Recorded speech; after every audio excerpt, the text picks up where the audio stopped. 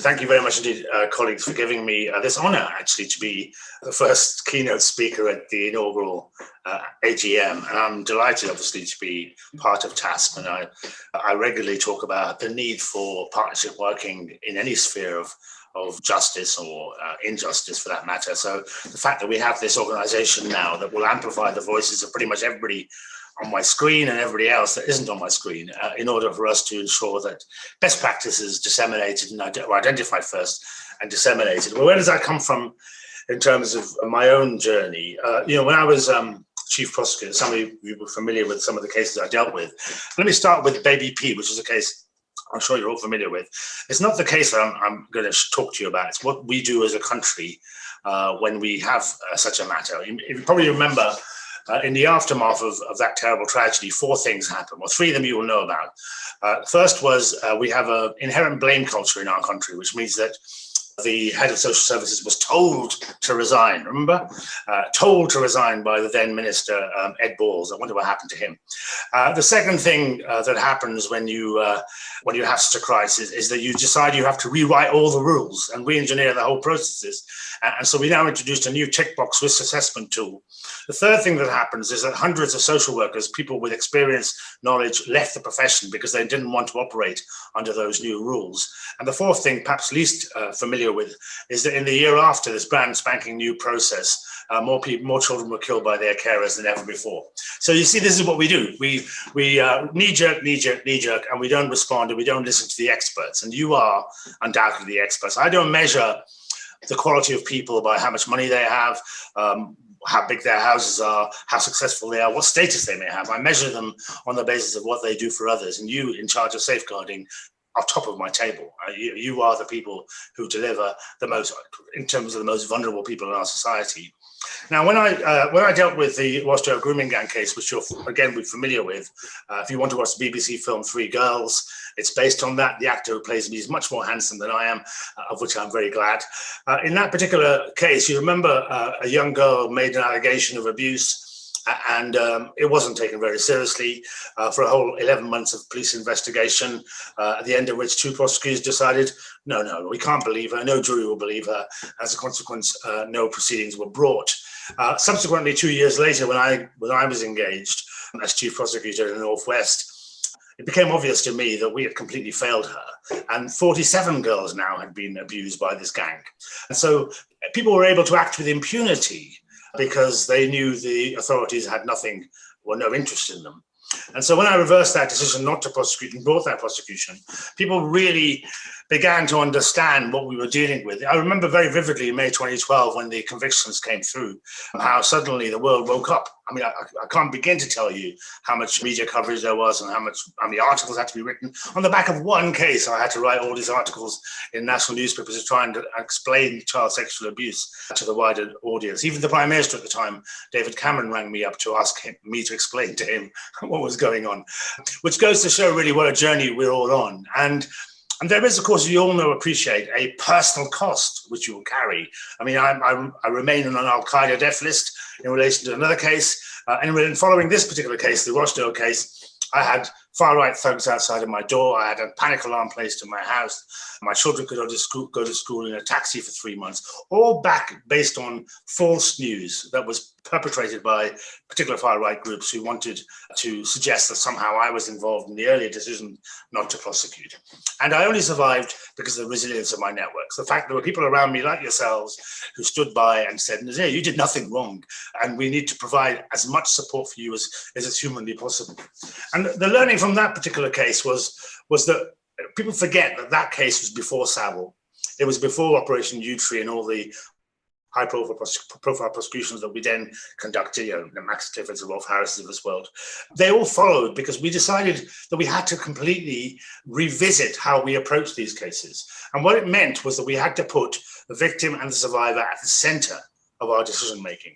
Now, you'll have heard the mantra, victims and survivors at the center of the criminal justice system, been around for 2 decades now. And I'll be frank with you, I'll be honest with you, as you'd expect me to be, but that there's a legal phrase, that's bullshit.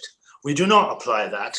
Right now, if you were about to give evidence in a courtroom tomorrow, you'll get a phone call about now saying you have to be in court tomorrow, regardless of what your personal circumstances are. We do not put victim survivors at the center of everything. But we decided as every strategy that we had to develop must put victim survivors at the center. They're the experts. They know where the referral pathways broke down. They know what organizations did not provide them with the level of support that they needed, and they know where mistakes were made. And so we put that in place. We got to a situation, quite frankly, by 2015, when I left the service, we had the highest conviction rate for the abuse of children in our history. And that's a team effort, multi-agency effort, organizations, institutions, all putting safeguarding first and foremost, and putting victims first and foremost as part of their strategies.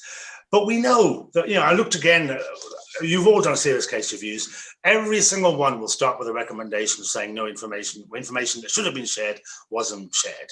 The reality is that we remain in silos, that we remain not trusting each other, that we don't build the relationships. And I appreciate they're very difficult, even more so in current times. But we don't build the relationships that we should build. And that's why the task is so important, about ensuring that people do share and do get to know who it is that you need to be engaging with. We know we've always underestimated the scale of abuse, always have. It was quite a shock, wasn't it, last year when we had the crime survey report that 3.1 million adults in this country say they were sexually abused as children. That's 1 in 20 of us. There are 30 of us on this call. Just, that gives you a flavor of how this pandemic that will outlive the current pandemic will continue, and how we always underestimate its scale. We always have issues around the professional's inability to recognize and respond to its abuse. We have failures of professional curiosity, the right questions never being asked. We fail, as I said, to put the victim at the center of our decision making. We fail in terms of multi-agency working. We say little about disrupting perpetrators. Preventing harm surely is where we should be putting most of our effort. I mentioned earlier on about information sharing being so patchy. But add to that, will you, the fact that we work in postcodes. You may have a phenomenal performance in Northwest London, but next door in Thames Valley it may not be as good, or North London.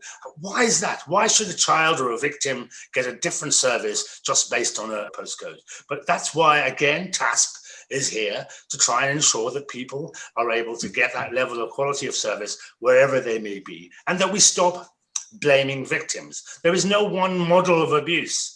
2/3 of child abuse we know happens within the family. It happens with the people that they know. We know the second largest group of victims are online. Do we have enough strategies here to deal with online abuse? We also know the third largest group of abuse is institutional failures. I prosecuted them in sports clubs, I prosecuted them in places of worship, I prosecuted them in the BBC. Places where people may think that they feel safe. Street grooming, the one that gets all the publicity, is actually the smallest group of victims. There's still tens of thousands of victims, but it's always the one that gets the greatest publicity. I'll leave you to wonder why. But we've got to recognize that abuse happens everywhere, and therefore our response has to ensure that everybody sees this as their business. We always say that, don't we? Safeguarding is everybody's business. We always say the victim survivors are the experts. We always talk about better training. How many reports have you seen where it says, where it recommends more training whilst not considering the quality of the current training? Why is it that the current training failed so that this particular victim wasn't given an adequate support service? But we never do that. We think we know the answers, and we come up with the same answers over and over again without reflecting and taking time to reflect upon what it is that we could do differently. And of course, you know this, that you have to look at the different models of victims around the country and around the world. When I dealt with a case which you're not familiar with, I imagine, which was a modern slavery case in Northwest England, that young girl had come into this country at the age of 9, deaf and dumb and mute, suffering from severe learning difficulties. She had come into the airport, Heathrow Airport, where a customs officer just brushed her in with a passport that says she was 19 without even asking any questions. She was then locked up in a cellar pretty much for 10 years, sexually abused by the eldest member of the family, used for forced labor, all that time. It was only a trading standards officer who went because there were concerns about T-shirts that were being made, counterfeit T-shirts, who thought, hang on a minute, there's something not quite right with this young girl being in this particular place, and taking her to a place of safety. That That led then to 2 years of phenomenal work across multi-agencies to teach her sign language, to prepare her for the trial. And ultimately, that trial, when we brought it, lasted 6 months. 6 months, cost me £4 million. But it eventually led to the conviction of the whole family for the abuse of that child. It also led for the very first time to a confiscation order where the parents, those perpetrators, gave up, or they were forced to give up their house. That young girl who was stuck in that cellar, who couldn't speak, who was being treated absolutely appallingly, now is studying, now has her own home. And that was what gives me optimism, that when we do work together, we can provide that level of support and that change of life, really, for somebody who quite frankly needs it. Now, what else do I suggest? Well, I suggest that we need to continue identifying lines of accountability. The public are really, again, a legal phrase here, pissed off that nobody takes responsibility, seemingly. You'll get a phenomenal report produced. I've seen another one this morning with a tremendous number of recommendations, etc. But it doesn't confront the main issue as far as the public is concerned, is that what went wrong and who's responsible for it. That's not about blame. That's about understanding that something somewhere has to change in order for us to be able to provide some assurance to our communities. And yes, if you to act differently, you have to make a difference. It's as simple as that. What are we doing around quality assurance? What are we doing about ensuring that we constantly, continuously improve? Because I think we fail. Black box thinking is something I bought into a long time ago. The airline industry is probably the only one I think gets it, which is why the phrase comes from there. The idea that, you know, wherever you are in an organization, your focus must be on how you can improve that organization. It's not about, you know, blaming somebody. It's about ensuring that you capture what needs to change. And when it's changed, you then feed that back in a 180 or 360 degree circle. And that ultimately provides assurance to people that you've acted and you've changed things.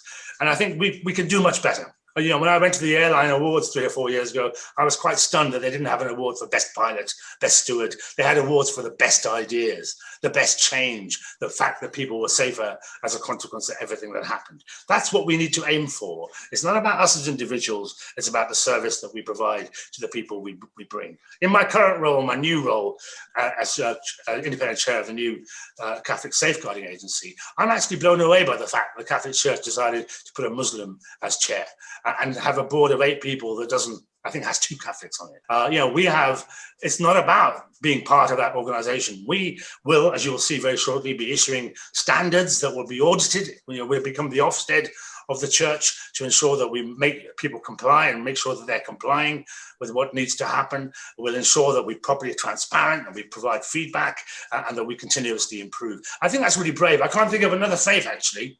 Megman might disagree with me. I can't think of another faith that has done that. You know, completely independent people from not even of the same faith. In fact, the majority of not being of the same faith in looking after the adherents to that faith. And that, I think, is quite significant because it demonstrates to me the sea change that we have to bring. It's about ensuring the professionals that know what they're doing, not me, the others, are in a position of responsibility and a position of influence and power. And that, to me, is what we need to be doing much more of, rather than, as we often do, usual suspects. Today, some institution asked me, again, for who they think should carry out a particular investigation, and they gave me a list of half a dozen people who've carried out about 10 investigations each between them. And I said, do you want the same outcome? Ask for one of those 10. Or do you want something different? And they said, yes, we do. And I said, okay, well, let me think. That's what we need to think about. We don't simply go down the same lists. And again, this is what TASP can perhaps bring. It's about identifying people outside of the usual suspect cadre in order to be able to assist organizations, institutions in providing the level of quality assurance, but also about reassurance to our communities and our public. You know, I regularly get this. The public continually feel that they are not being properly treated, that they are being lied to. I think we're in a situation, or we know, where people are saying everything is fake news. People are saying that everything can't be believed. Levels of public confidence are really low. And the reality, of course, is that public confidence is driven by competence. The better we are at what we do, and everybody else is, the more likely it is. You won't buy public confidence off a shelf. You do so only because they know that you are doing a good job and you're telling them that you're doing a good job. I'll leave you with one final anecdote, a story, I guess, but it's quite pivotal in my experience. When I prosecuted the BBC presenter Stuart Hall, he was found guilty of the abuse of 12 women and girls. They were all adults at the time of the trial, but they were young children when he was abusing them. And he was found not guilty of the abuse of one. And I went to the one woman who had been acquitted of abusing, and I said to her, "I'm really sorry that I couldn't give you closure." And she looked me in the eyes and said, "Nazir, you gave me closure the moment that you believed me. My recovery began the moment that you believed me." And that has never left me. It's not about the justice outcome. It's not about the trial. It's about the fact that an individual, somebody in a position of responsibility, influence, whatever it may be, listened. And that's the quality, quite frankly, that we never value properly. We value talking. We rarely value the listening skills that we expect. Because when you listen, you will hear something that perhaps you weren't expecting to hear. And you know this from your own experience. Very often victims will not disclose on day one. They will disclose on day 31. And the 30 days in between and the contacts you have are built on the fact you are building rapport and you're building trust. You've got to be able to listen to what they're saying in order to be able to apply and show them what needs to happen differently as you move forward. And I think I said that was my last anecdote. I'll give you one final anecdote because it really does resonate with me. 30 years ago, thereabouts, I was in a conference. It was the first conference on forced marriage in the world, actually. It was organised. And this woman comes up to me and she had her wedding ring, not on her wedding finger, but on the opposite finger of her hand. And I said to her, "Why do you wear your wedding ring on the wrong finger?" And she said, "Nazir, it's because they forced me to marry the wrong man." And I looked at her and I saw a woman who's had a life now of hopelessness, of despair, a life where she's been brutalized, where she's probably suffered daily rapes, where every potential has been extinguished. And yet that was her protest. And the reason why that was her protest is because she didn't have a voice, or she had nobody to amplify her voice. And I made it my duty and my responsibility, as we all know it is to be, us to be her voice. Thank you very much indeed. Thank you, Nazir, for doing two things, really, reminding us that it's personal.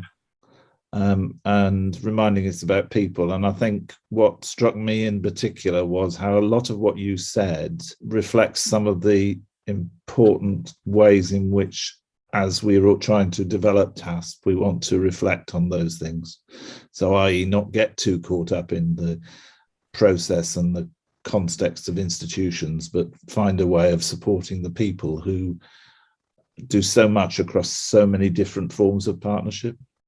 I was particularly struck by something that Nazir said about the importance of not just listening to, but understanding the lived experience of all, but in particular victims and survivors. I think that was a really powerful thing for me personally to take away.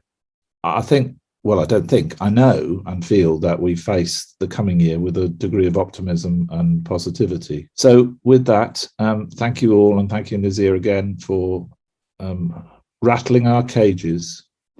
We need our cages rattled all the time, I think. With that, thank you everybody for attending, and I'll close the meeting. Thanks everybody. It's good to see you all. Thanks a lot.